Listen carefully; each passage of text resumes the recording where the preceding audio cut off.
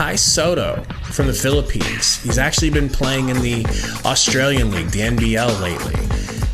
This guy is sneaky, and cool thing is Monty knows all about him, and Monty seems to love him. If you search on YouTube, Monty Williams, Kai Sotto, you will come across plenty of versions of him breaking him down, his game, and he's very complimentary.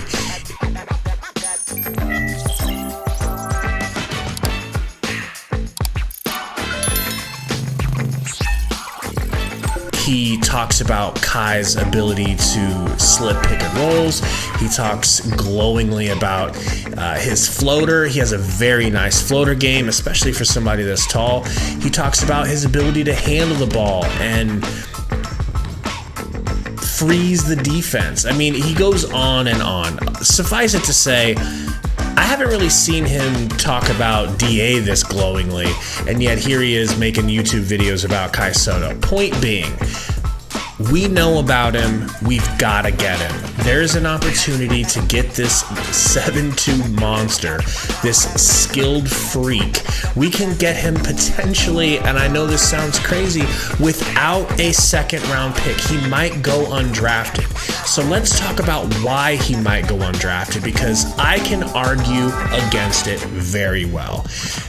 They say that this guy is slow-footed on defense and doesn't slide his feet well enough, and he'll get switched off on pick and rolls, and he can't hedge and he can't get back. And listen, I present to you Joker, Nikola Jokic, a terrible defender, and Nuggets fans just don't even start. I'm sick of you. I'm done with it. He's terrible. Admit it. I've watched him play a lot. He acts like he's going to defend you and doesn't. So if this guy can be an MVP of this league, I don't see why we can't have a starting center someday. Not right away. He needs to grow. He needs to get a little bit stronger. He needs to work on his game.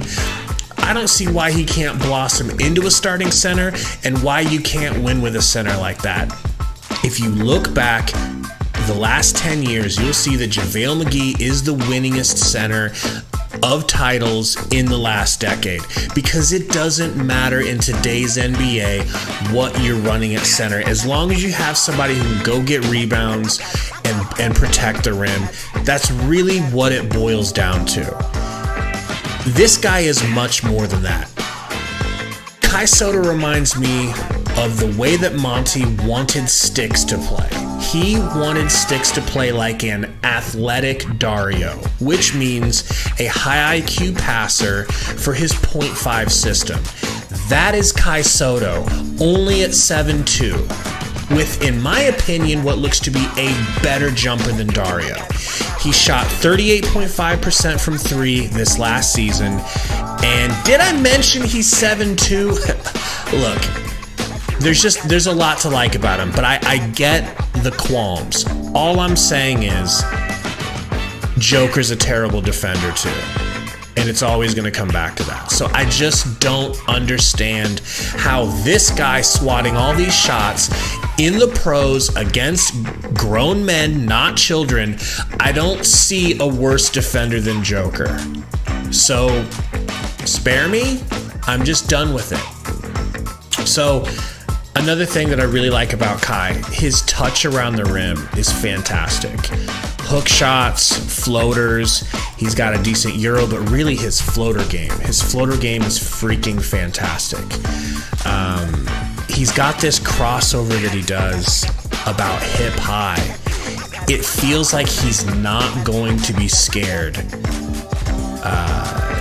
get to the rim and to handle the ball. You know how DA would get the ball, he kind of want to play hot potato with it, except for that one time he did that behind the back move and freaked everybody out. Yeah, this guy seems to have much better handles.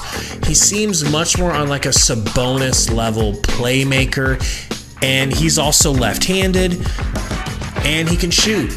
So what's not to like? What's not to take a flyer? I personally, if I was putting money on this, I would be shocked if he didn't get drafted. It's just, man, He's got so many things that he can do at his height, and he's not anorexic like Chet Holmgren. Sorry, he's not. So that's encouraging as well.